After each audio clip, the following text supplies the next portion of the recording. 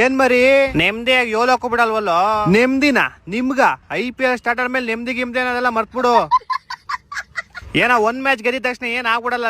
Easy peasy 200 target ನ ಬರೀ 15 overs ಅಲ್ಲಿ ಮುಗಿಸ್ ಕಳಿಸ್ಬಿಟ್ಟಿದೀವಿ. ನಿಮ್ನು ಹಿಂಗೆ ಮುಗಿಸ್ ಕಳಿಸ್ತಾ ಇರ್ತೀವಿ.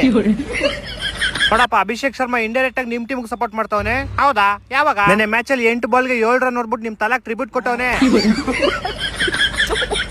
ಏನ ನಿಮ್ ಬಾಸ್ ಕೊಹ್ಲಿ ಹಂಗ್ ಕ್ಯಾಚ್ ಬಿಟ್ಬಿಟ್ರು. ಕ್ಯಾಚ್ ಬಿಟ್ಬಿಟ್ರೆ ಏನಾಯ್ತು? ಇಡೀ ಮ್ಯಾಚ್ ಅಲ್ಲಿ ಹೈಯೆಸ್ಟ್ ನಮ್ ಬಾಸ್ದೆ 5 4 5 6 ಹೊಡೆದಿರೋದು. ಮ್ಯಾಚ್ ಅಲ್ಲಿ ಹೈಯೆಸ್ಟ್ ಇಶಾನ್ ಕಿಶನ್ ಅಲ್ವೇನಾ? ನಮ್ ಟೀಮ್ ಕೂಡ ಹೇಳ್ತಾ ಇರೋದು.